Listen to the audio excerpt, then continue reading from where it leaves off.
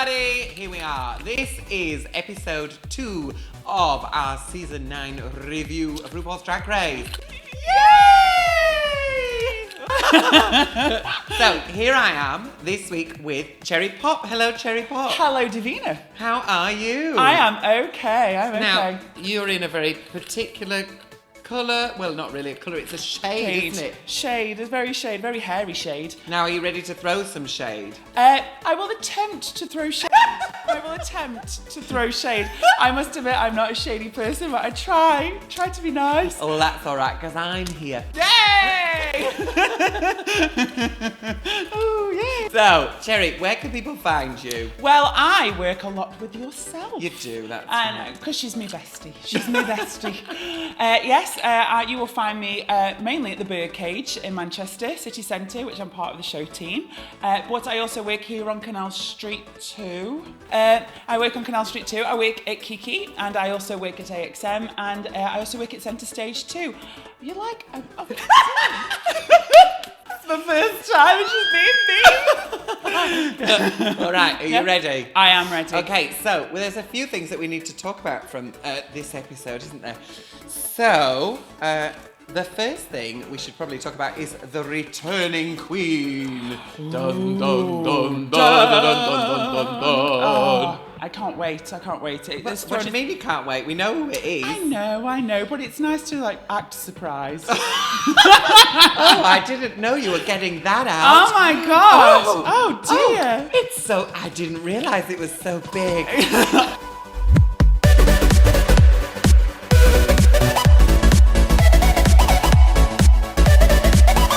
So, it's Cynthia Lee Fontaine. Because of what her past was like, it's given her a second wind. Yeah. So that's really something that I'm actually looking forward to seeing what we get out of this season. I agree. And the thing is as well, if you're in that situation and you know that stuff's happening, your head's not in the right place anyway. Of course not. And it's such a life-changing thing. It's not like, a false nail fell off and she's oh my God, this is something that is a real life thing. So giving her a second chance, well done, Ru. Yeah. That's all I can say. Yeah. Well done. I can't help feeling like she's trying to crowbar that cuckoo into every possible situation.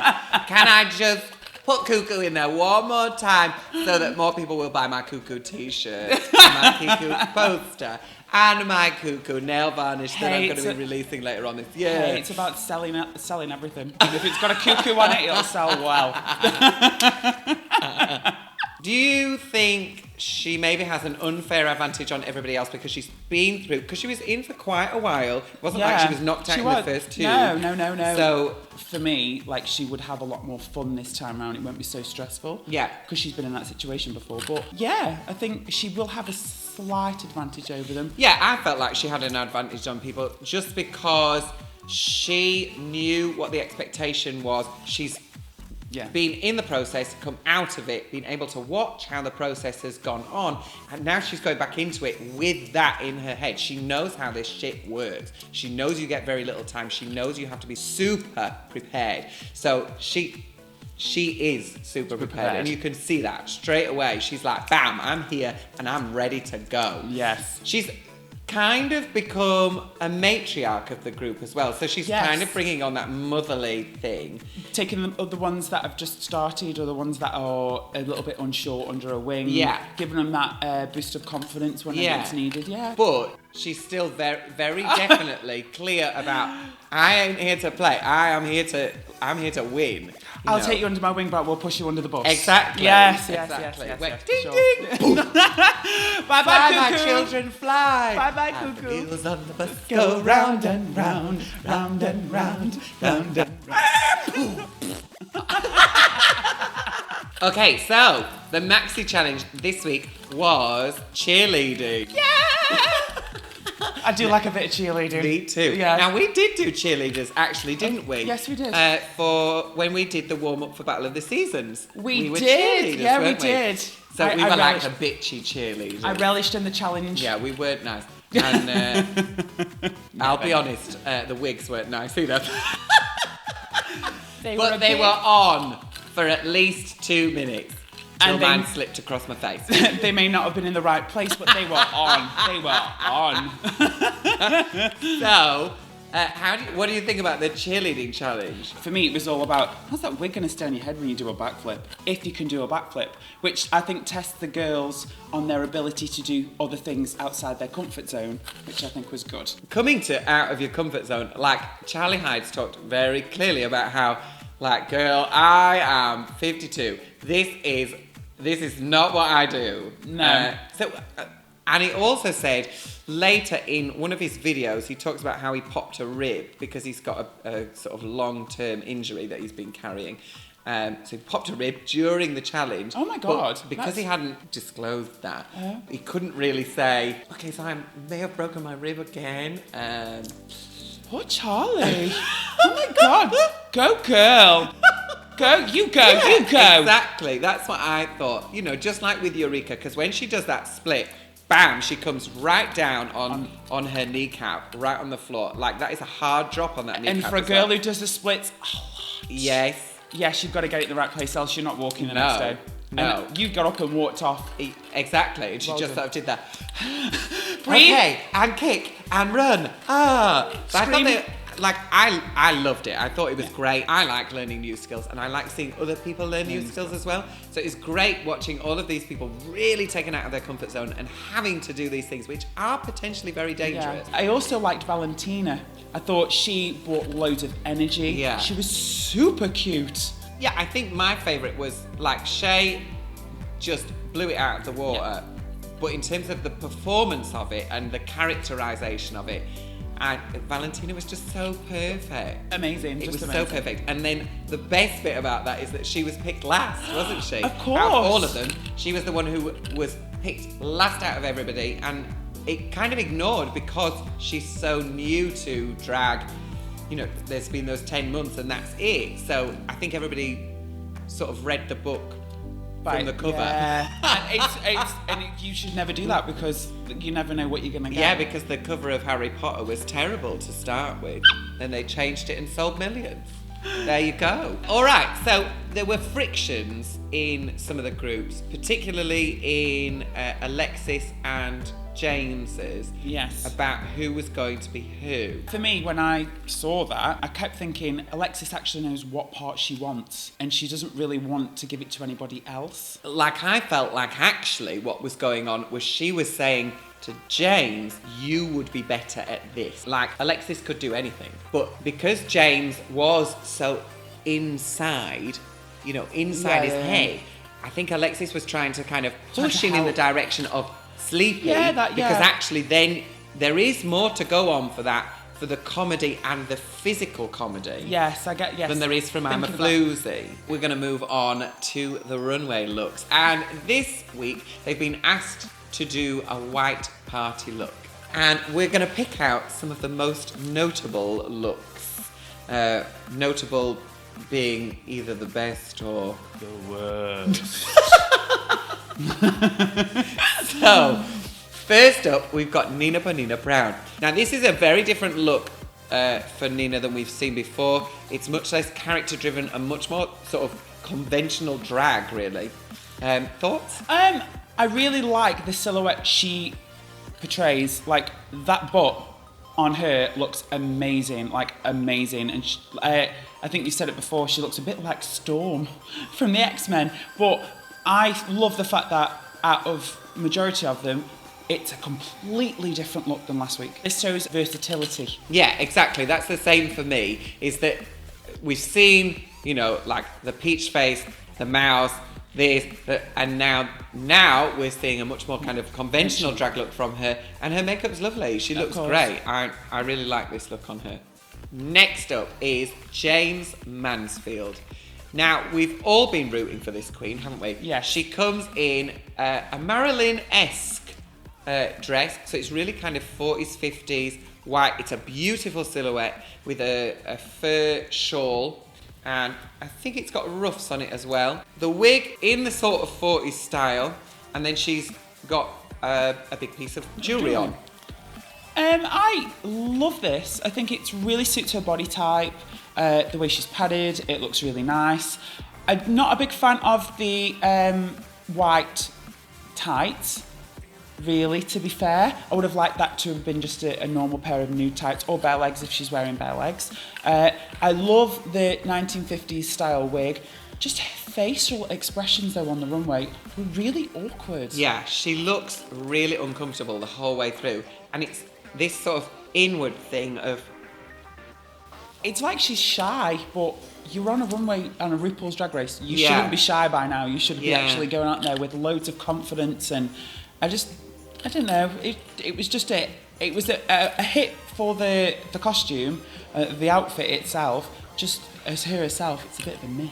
Yeah, I agree. I think the thing with Jaymes Mansfield is, like, drag queens are like wolves. So they smell a little bit of, you know, there's the weakness. And they're in there. Ah! You know, and right from the word go, you know, for the Maxi Challenge, they're saying, oh, I'm playing for the underdog. Mm-hmm. I'll take Jaymes Mansfield. Well, I mean, if that's not going to knock your confidence and make you feel like shit, nothing is. Yeah, that is true. That is very true. Like, for me, I carry that stuff. You know, when people say that, it's in my head and I carry it with me. And you shouldn't, because nobody's opinion really matters and blah, blah, blah. But it does, and it hurts.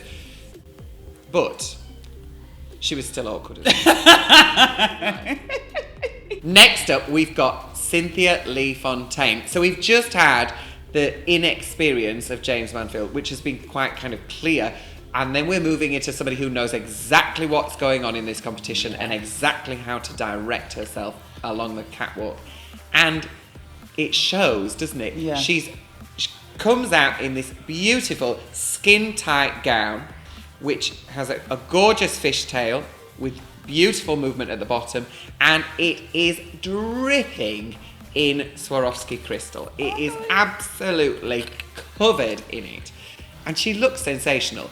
She's paired it up with a hat which is kind of reminiscent of Hello Dolly. And she has these cute little gloves on as well. Mm-hmm. Like you said about Hello Dolly, I think this is My Fair Lady all over. The dark wig, it's up, which is very her.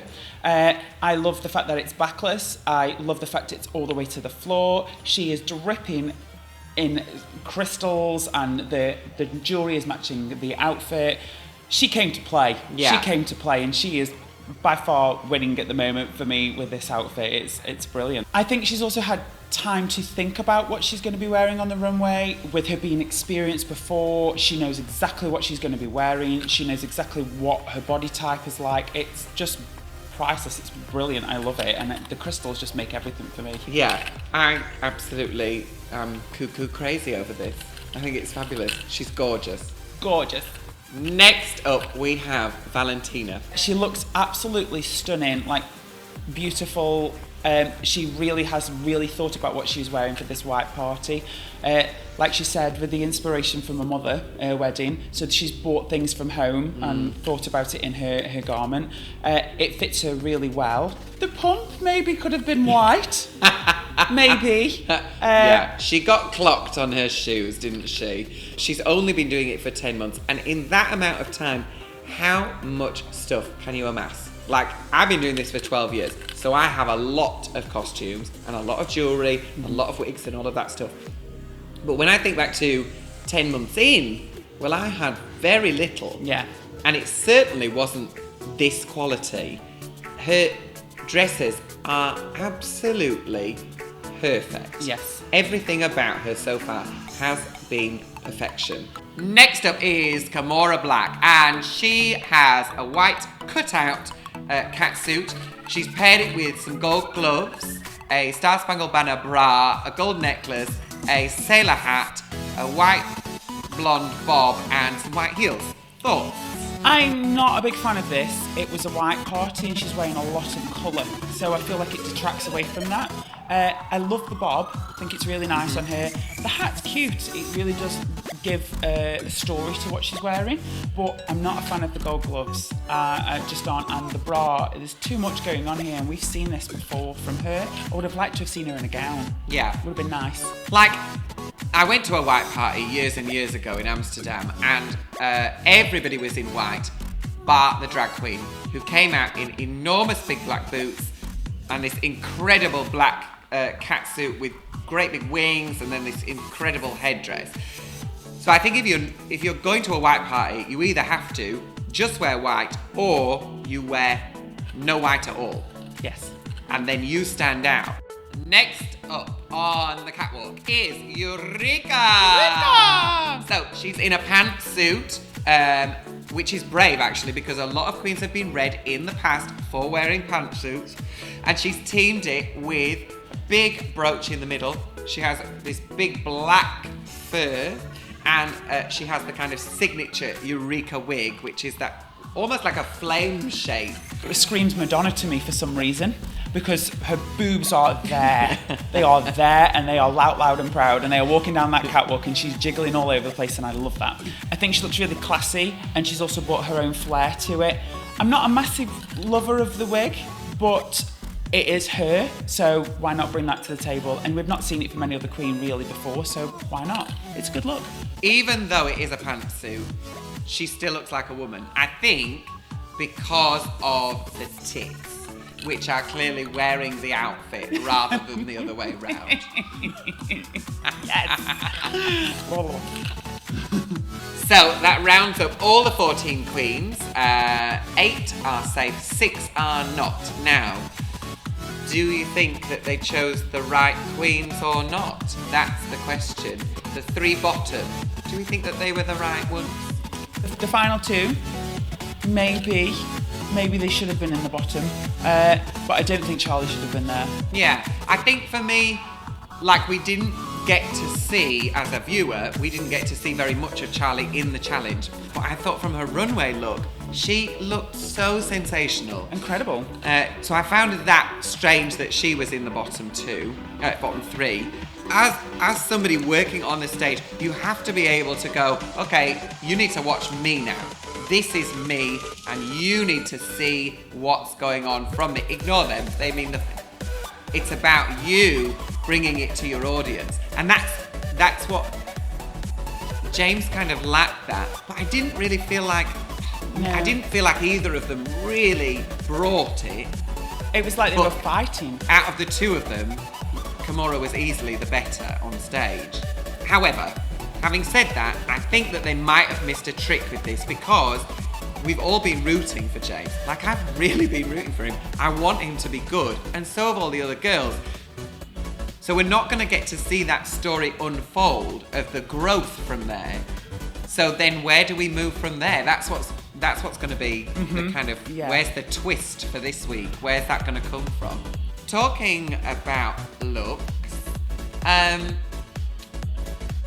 Ru's outfit this week was green. It was. We know that Michelle is not a fan of green, is she? No. And were you a fan of this particular ensemble? Not really. Sorry, Ru. Oh, sorry, Mother Ru. I wasn't a big fan. It just felt like very dated Ru. It felt like Ru 10 years ago. For me, the hair was very curly. It was a bit weird. The neckline of the dress, it just made her look really... All right, love. It did, and that's what it was. It sort of shortened everything down, and it was this area of the dress. The rest of it is beautiful because it's exactly the same silhouette that we see from her every single time. Yes. And she always looks stunning. The eyebrow looks a bit odd on it, and the wig is quite flat. Especially for a RuPaul wig. Like, usually we see, and they're incredible creations. Yes. Whereas this is quite a flat wig. She still looks beautiful. Oh, of course. It's RuPaul. Like, she looks beautiful. And that brings us to the end of this episode. Don't forget to let us know whose team you're on. Woohoo! And, of course, don't forget to like and subscribe. Here, here, here, here, here. All over here. Here. All over here. And we'll see you all next week. Woo!